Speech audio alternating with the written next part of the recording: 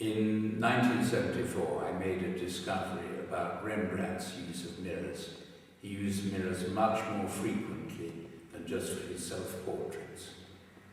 And in the course of making a little film about that, I became interested in other artists who might have done the same. And first I looked at Velázquez and then at Vermeer.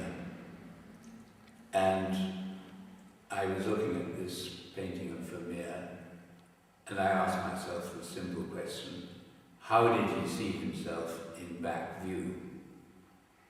And it didn't take genius to work out that he needed two mirrors, one obviously behind him and one on his easel. And when I experimented with that, I came to the conclusion that this was his main method for 90% of his paintings.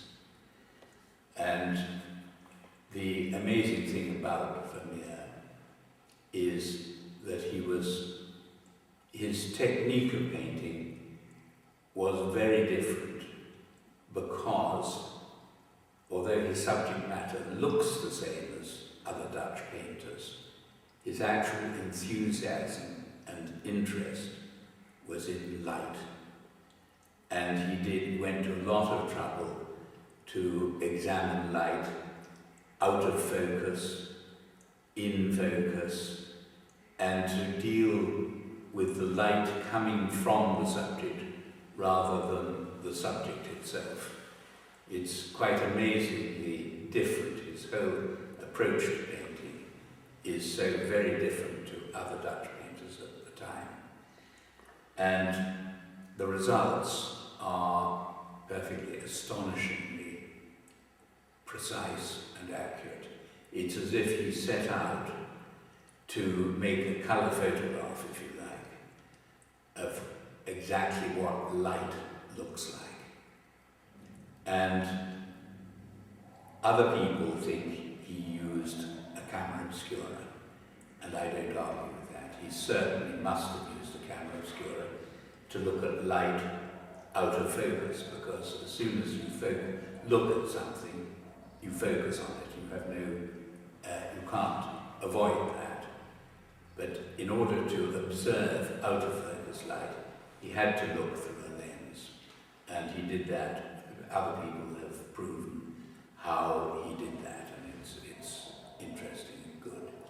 But I think the advantage of two mirrors, particularly two 17th century mirrors, which have silver backing rather than the modern mercury backing, is that silver turns black with time when exposed to air, to light. And a 17th century mirror, unless you looked after it very carefully, would lose a lot of light. And that sounds like a disadvantage, but in fact, the great problem for all painters is that light, if you hold up a light meter, has a spectrum, a huge spectrum like that, whereas the artist's palette has a spectrum like that, so to speak. It's just the difference between white paint and black paint is that in comparison with the difference between bright sunshine and gloom in a room. And so that ordinarily a painter just has to judge where on this small spectrum to put his tones, whereas I think that Vermeer was able to mix paint after it had bounced twice, that is, once there, once here. He could hold up the paint and match it with the light coming from the second mirror. This is a huge advantage. And how else does one explain mirrors or Vermeer's extraordinary ability to judge tone? Because he would put paint down and leave it, but it was nearly always so perfectly judged, he didn't have to muck about with it at all. Most painters guess and muck about with the paint on the canvas or scrape it off, mix it again and so on. Vermeer had this very because he could match pigment with light. Many years later, Stedman produced this book, Vermeer's Camera.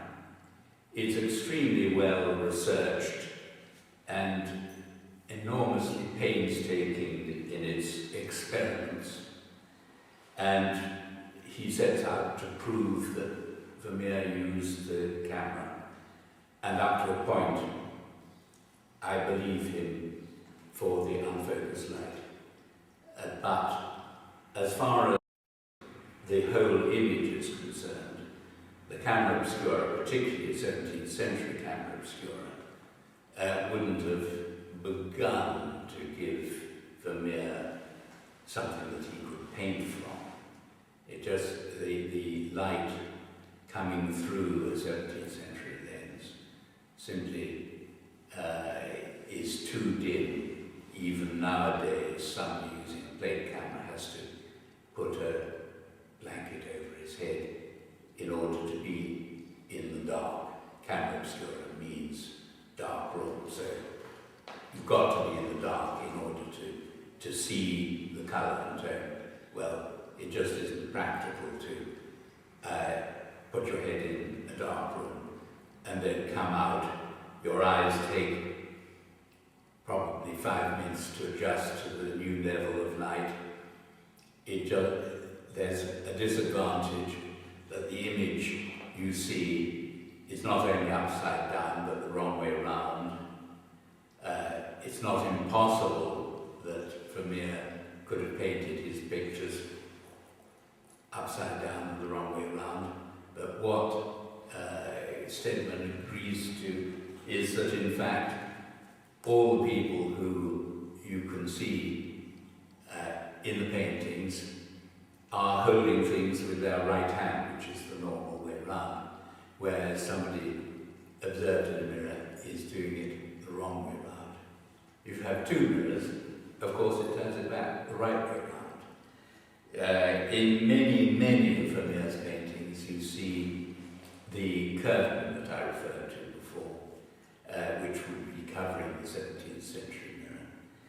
There are two paintings that Stedman can't explain because I can explain them perfectly well with two mirrors, and the camera obscura cannot explain them. The other objection to the whole idea of the camera obscura, A, it's not practical, and B, Vermeer would require a room which is 6.6 meters long. Now, Vermeer lived in a very ordinary Dutch house. He lived not only with his wife and 12 children, but with his mother-in-law and presumably a few servants as well. Can you imagine, in such a small space, the artist occupying a room which is almost as big as this, almost as long as this?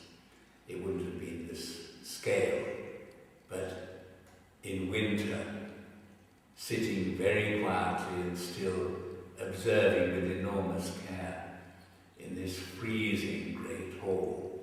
It just doesn't make sense at all. And so, although it does prove that it is possible with a lot of complicated closing and opening of shutters and turning round of paper and so on, that it is conceivable that he used the camera obscura, but exceedingly unlikely.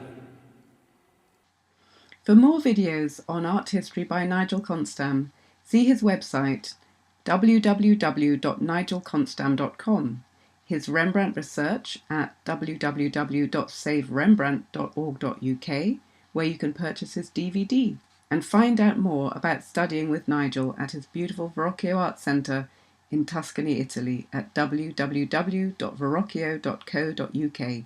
Thank you for watching.